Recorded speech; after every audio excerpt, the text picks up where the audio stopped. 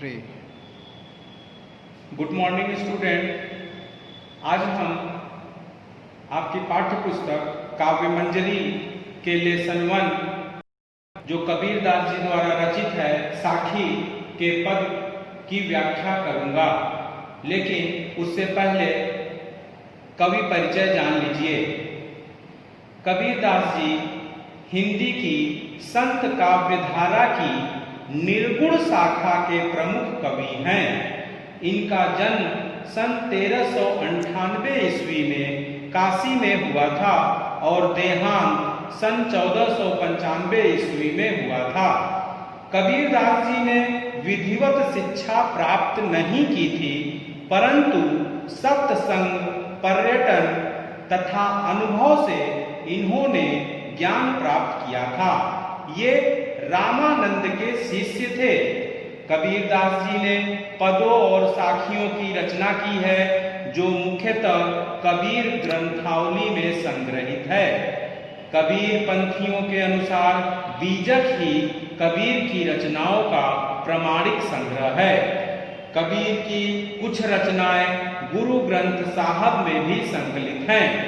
कबीर दास जी ने तत्कालीन कर्मकांडों, वाह्य आडंबरों, मूर्ति पूजा आदि का खुलकर विरोध किया। साथ ही इन्होंने जाति प्रथा, सांप्रदायिकता तथा धार्मिक कुरीतियों की डटकर भर्त्सना की। कबीर की भाषा में अरबी, फारसी, अवधी, ब्रज, राजस्थानी, पंजाबी जैसे अनेक भाषाओं के शब्दों का मिश्रण है। इसीलिए इनकी भाषा को सधुक्कड़ी, पंचमेल खिचड़ी कहा जाता है। कबीर दास जी के ईश्वर निर्गुण, निराकार ब्रह्म के उपासक थे। ये मूर्ति पूजा में विश्वास नहीं करते थे। अब कबीर दास जी की साखी। सर्वप्रथम हमें साखी का अर्थ जान लेना चाहिए। साखी मतलब क्या होता है? साखी संस्कृत साक्षी का अपभ्रंश रूपांतर है, जिसे सिद्धों ने उपदेश कहा है। उसे ही संतों ने साखी कहा है। साखियों में उनके अनुभूति सत्य की अभिव्यक्ति हुई है। संत कवि इस प्रकार के विषयों को विशेषकर अपनी साखियों तथा शब्दों अर्थात पदों के माध्यम द्वारा प्रकट प्रतिपादित करते हैं। साखी शब्द संस्कृत के साक्षी शब्द का रूपांतर है, जिसका अर्थ किसी बात को अपनी आंखों से देख चुकने वाला और इसी कारण उसके संबंध में किसी प्रश्न के उठने पर प्रमाण स्वरूप भी समझा जाने वाला व्यक्ति हुआ करता है।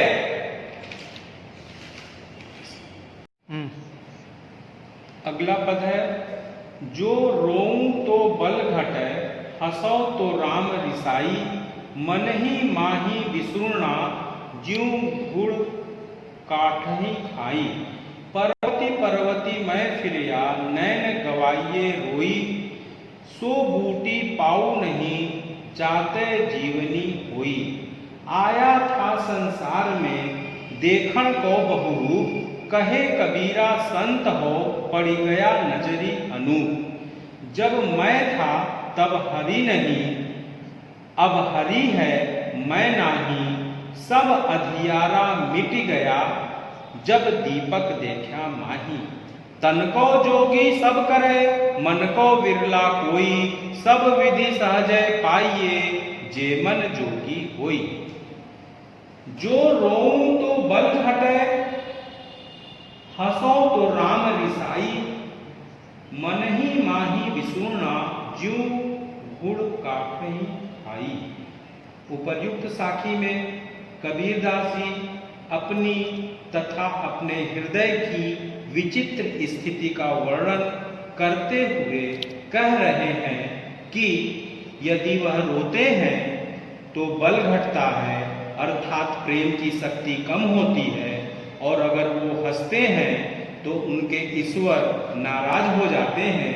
इसलिए अंतःकरण अर्थात हृदय में दुख चिंता ही उचित है, ताकि वह अंदर ही अंदर से इस प्रकार खोखला होते जा रहे हैं जैसे दीमक घून के खाने से लकड़ी खोखली होती जाती है। भाव यह है कि कबीर की स्थिति अत्यंत विचित्र हो गई है। न वह हंस सकते हैं, न रो सकते हैं। विष्णुना शब्द से ईश्वर से मिलन की तीव्र आकांक्षा तथा गहरे दुख का चित्रण किया गया है। पर्वती पर्वती मैं फिरिया, नैन गवाइये रोई, सो बूटी पाऊ नहीं, जागते जीवनी होई। कबीरदास जी कहते हैं कि प्रिय अर्थात ईश्वर के विरह में मैं पर्वत पर्वत घूमा और मैंने उसे याद कर कर के रो रो कर अपने नेत्र भी खो दिए, पर वह जड़ी बूटी कहीं नहीं मिल रही है जिससे जीवन की प्राप्ति होती है। भाव यह है कि विरह की अग्नि में इतना जल कर भी मुझे प्रिय के दर्शन नहीं हुए जिससे मुझे संतोष मिल सके। आया था संसार में देखण हो बहु, कहे कबीरा संत हो, पड़ी गया नजरी अनूप।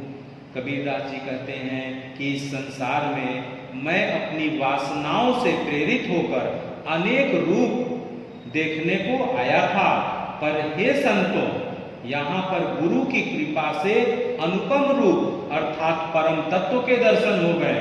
भाव यह है कि गुरु की कृपा से हमें उस परम तत्व के दर्शन हो गए, जिसके परिणाम स्वरूप इससे अनेक रूपों की देखने की अभिलाषा मेरी समाप्त हो गई।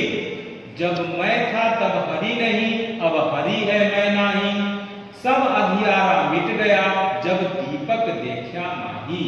कबीरदास जी प्रस्तुत साखी में यह प्रेरणा दे रहे हैं कि जब तक व्यक्ति में अहम अर्थात मैं की भावना रहती है, तब तक उसे ईश्वर की प्राप्ति नहीं हो सकती तथा अज्ञान का अंधकार दूर नहीं हो सकता। कबीरदास जी कहते हैं कि जब तक मुझ में अहम था, तब तक भगवान की पूर्ण सत्ता का ज्ञान नहीं था।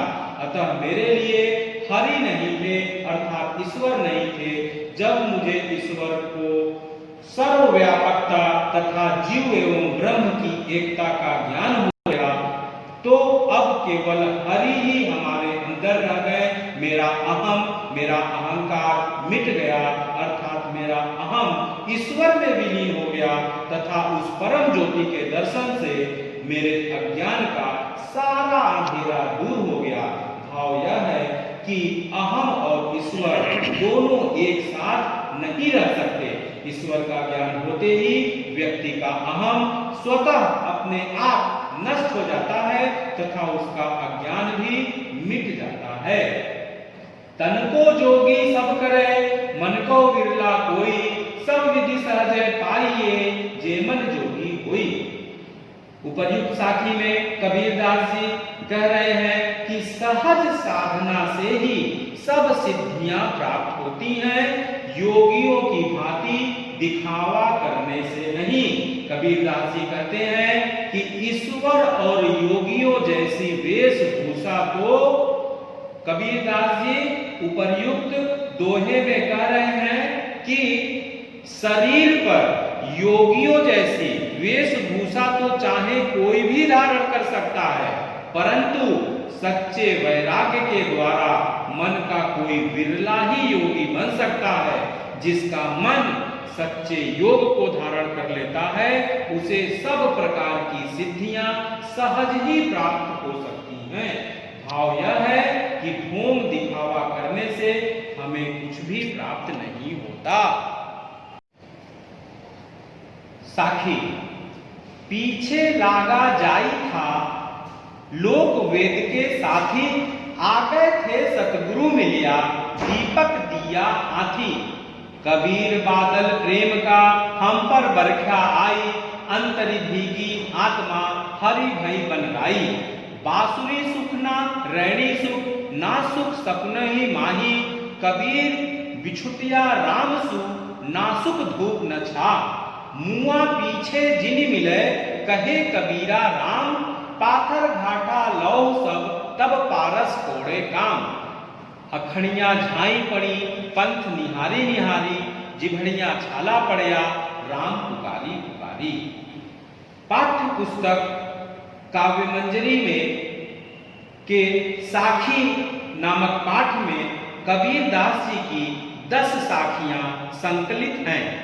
इन साखियों में कबीर दास जी ने सतगुरु की महिमा, प्रभु या गुरु के प्रेम एवं अनुग्रह की कृपा, प्रभु विरह की व्याकुलता, प्रियतम अर्थात प्रभु से मिलन की तीव्र आकांक्षा, गुरु की कृपा से परम तत्व के दर्शन होने, ईश्वर के ज्ञान से अहम की समाप्ति तथा सच्चे वैराग्य के द्वारा मन को योगी की भांति बना लेना जैसे प्रसंगों का उल्लेख किया गया है।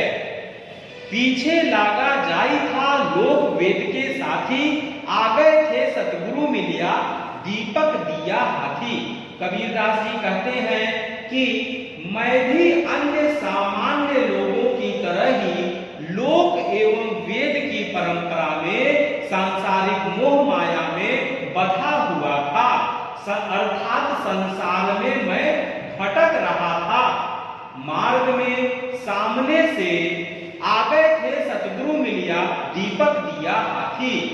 हमें रास्ते में सामने से सच्चे गुरु मिल गए, जिन्होंने मेरे हाथ में ज्ञान रूपी दीपक दे दिया, अर्थात सतगुरु ने ज्ञान प्रदान कर दिया। जिस प्रकार दीपक के प्रकाश से मार्ग का अंधकार नष्ट हो जाता है, उसी प्रकार गुरु की कृपा से ज्ञान प्राप्त होता है तथा जीव संसार में सामान्य प्राणियों की तरह भटकता नहीं है।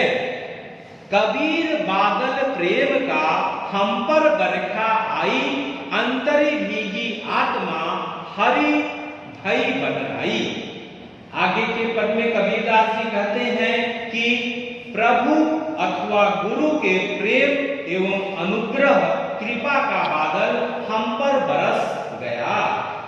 उसके प्रेम रस से मेरी अंतर आत्मा भीग गई, अंतरी भीगी आत्मा हरि भई बदलाई और मैं आनंद से भर गया। इसी आनंद से संपूर्ण बनराई अर्थात संपूर्ण संसार जो है हरा भरा हो गया, अर्थात समस्त विश्व चेतन आनंदमय प्रतीत होने लगा। कबीरदास जी का भाव यह है कि भक्ति अथवा ज्ञान की दृष्टि जग जाने पर विश्व जड़ एवं दुखमय प्रतीत नहीं होता, अपितु ईश्वरमय तथा आनंद रूप लगने लगता है। बासुरी सुख ना रैणी सुख, ना सुख सपने माही, कबीर बिछुटिया राम सुख, ना सुख धूप न छां। आगे के पद में कबीरदास जी कहते हैं कि राम ईश्वर से बिछुड़ने पर जीव को कहीं भी सुख नहीं मिलता, न तो उसे दिन में चैन पड़ता है और न ही रात में, न धूप में सुख मिलता है और न ही छांव में। भाव यह है कि ईश्वर से बिछुड़ जाने से जीवात्मा को कहीं भी चैन नहीं पड़ता, उसकी व्याकुलता बढ़ जाती है। मुआ पीछे जनी मिले कहे कबीरा राम, पाथर घाटा लो सब पारस कौड़े काम। प्रस्तुत पद में कबीरदास जी ईश्वर से प्रार्थना करते हुए कहते हैं कि हे प्रभु, यदि आप मुझे दर्शन देना चाहते हैं तो मरने के बाद दर्शन देने के बजाय उससे पूर्व ही मिलिए, क्योंकि पारस पत्थर की तलाश में पत्थरों से रगड़ते रगड़ते जब सारा लोहा ही समाप्त हो जाएगा तो उसके बाद पारस पत्थर के मिलने का भी क्या फायदा। इसमें भाव यह है कि जिस प्रकार पारस पत्थर का उपयोग तभी हम कर सकते हैं जब हमारे पास लोहा हो। यदि लोहा ही समाप्त हो जाएगा तो पारस पत्थर किसे सोना बनाएगा। इसी प्रकार ईश्वर के दर्शन जीवित अवस्था में होने चाहिए। मृत्यु के बाद ईश्वर के दर्शन यदि हो भी जाए तो उनका कोई लाभ नहीं। पारस पत्थर की विशेषता ये होती है कि पारस पत्थर को यदि लोहे पे स्पर्श करा दिया जाए तो वह लोहा सोना हो जाता है। अखड़ियां झाई पड़ी पंथ निहारी निहारी, जिभड़ियां छाला पड़या राम पुकारी पुकारी। आगे के पद में कबीरदास जी कहते हैं कि प्रभु विरह की व्याकुलता का वर्णन प्रस्तुत पद में किया है। वे कहते हैं कि प्रियतम अर्थात ईश्वर की बाट देखते देखते, बाट अर्थात इंतजार करते करते आंखों में अंधेरा छा गया है और ये जीवा जो है, ये जो जीव है, उस पर राम का नाम बार बार पुकारते पुकारते छाले पड़ गए हैं, पर अभी तक ईश्वर से मिलन नहीं हुआ है। प्रस्तुत पद में भाव यह है कि ईश्वर के विरह में जीवात्मा अत्यंत व्याकुल है।